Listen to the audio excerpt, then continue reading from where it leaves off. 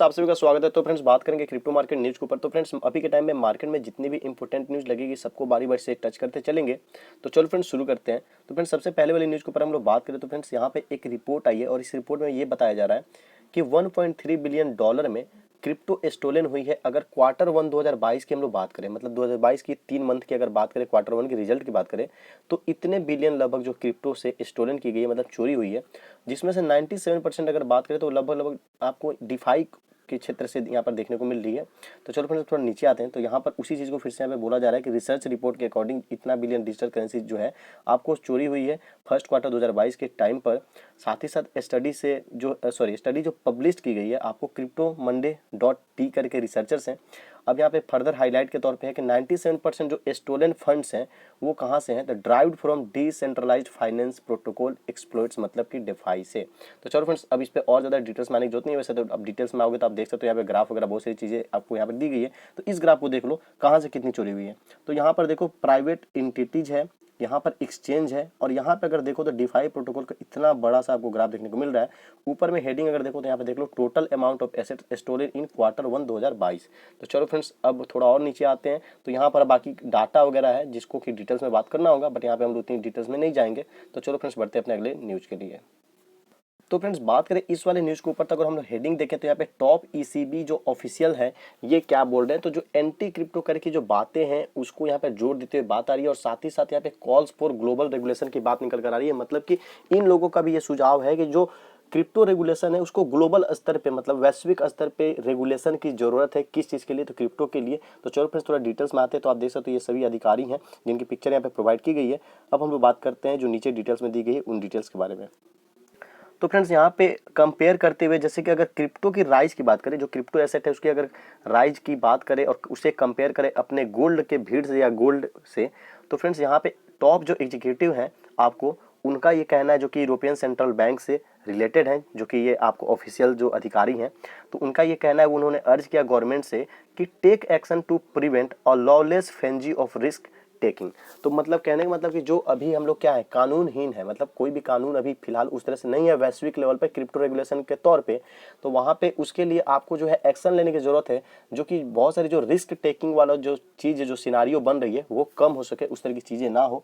अब यहाँ पर देखो तो speaking in the US the ECB official called for a global regulatory clampdown. तो यहाँ पे यूएस के अंदर में बोलते हुए जो है ऑफिशियल ने क्या बोला, तो इन्होंने डिमांड की कि ग्लोबल रेगुलेटरी जो क्लैम्पडाउन है किस चीज़ पर, तो क्रिप्टो करेंसीज पर, इसकी बहुत ज़्यादा जरूरत है जो इनको दिखाई देती है। साथ ही साथ इन्होंने बोला कि आप जो है अपना एफर्ट जो सेंट्रल बैंक डिजिटल करेंसी को इशू करने के लिए जो है उसको भी आप स्टेपिंग कीजिए, मतलब उधर भी आप आगे बढ़िए। इस तरह की बातें फ्रेंड्स यहाँ पर निकल कर आ रही हैं। अब फ्रेंड्स थोड़ा सा हम नीचे आए तो फिर अब वही सारी बातें होगी कि इन्हीं सब चीज़ों को अब काफ़ी ज़्यादा डिटेल्स में दिया होगा, क्योंकि हेडिंग होती है एकदम शॉर्ट, उसके बाद से जो नीचे का पिक्चर के बाद से होता है वो थोड़ा हो जाता है समराइज वे में डिटेल, और ये हो गया पूरा ओवरऑल डिटेल। तो फ्रेंड्स यहाँ पे इसको मैं सबसे पहले तो हाईलाइट को आपको यहाँ पे दिखा देता हूँ एक बॉक्स में, आप इसे देख लो वीडियो पॉज करके अगर आपको इंटरेस्ट है तो बढ़ते फ्रेंड्स अपने अगले न्यूज़ के लिए। और अगला न्यूज़ भी आपको निगेटिव की ही देखने वाला है। जिस तरह पहला चोरी का, ये भी कुछ उसी तरह का न्यूज़ था। आपको यहाँ पर भी क्रिप्टो रेगुलेशन की बात हो रही है कि जल्दी ये करना जरूरी है, तो ये निगेटिव नहीं है, ये ठीक न्यूज़ है। इसके बाद वाली न्यूज़ आपको निगेटिव देखने को मिलेगी।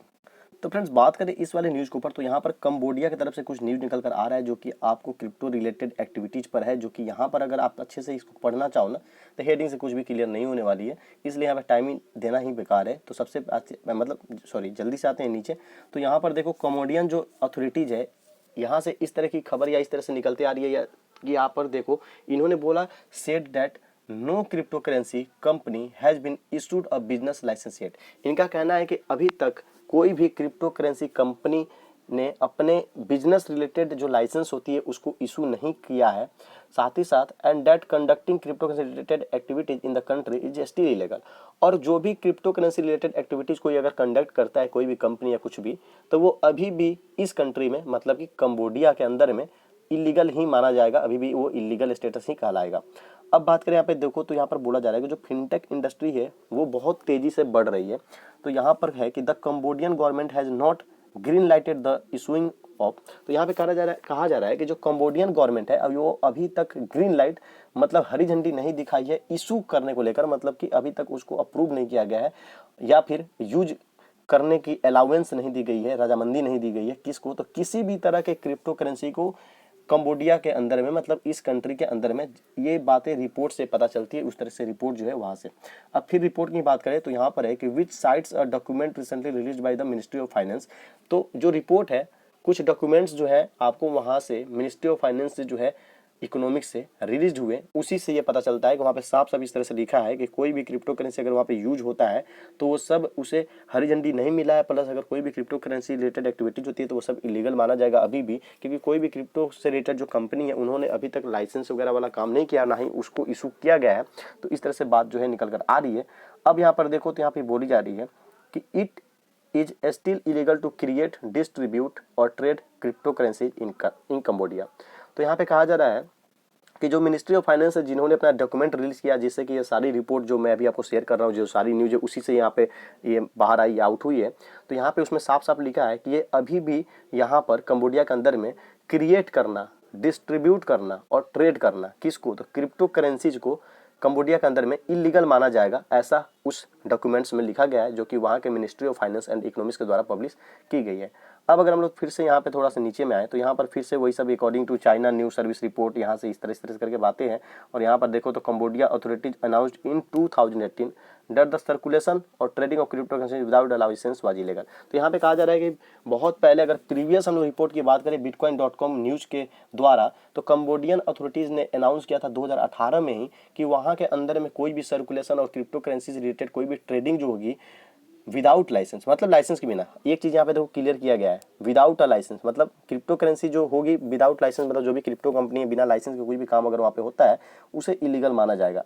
तो अब यहाँ पे फ्रेंड्स उसी रिलेटेड बहुत सारी बातें हैं जो कि पढ़ने की ज़्यादा जरूरत नहीं है, क्योंकि हम लोग ऊपर में जो मेन चीज़ें थी वो हम लोग कंप्लीट कर लिया। ऊपर से ये इंडिया के ऊपर से न्यूज़ भी नहीं है, मतलब इंडिया के अंदर से, तो बस जानना जरूरी था। और यहाँ पे आप साफ साफ देखो तो यहाँ पे मेन बातें जो है बस यही कही गई है कि जो क्रिप्टो करेंसी कंपनी है, कोई भी अभी तक ऐसा कोई मतलब कंपनी नहीं निकल कर आया है क्रिप्टो करेंसी का जिसने जो है बिजनेस लाइसेंस को इशू किया है अभी तक फिलहाल। और क्रिप्टो रिलेटेड कोई भी एक्टिविटीज अगर होती है कंट्री के अंदर तो उसे स्टिल इलीगल माना जाएगा। तो चलो फ्रेंड्स, आई होप अभी के लिए न्यूज़ इतना ही था, तो अभी के लिए इतना रहने देते हैं। तो आपको ये वीडियो जरूर पसंद आई होगी तो लाइक जरूर कर दो फ्रेंड्स, चैनल पर नहीं तो सब्सक्राइब करो, सपोर्ट करो। मिलते हैं अपने नेक्स्ट वीडियो में।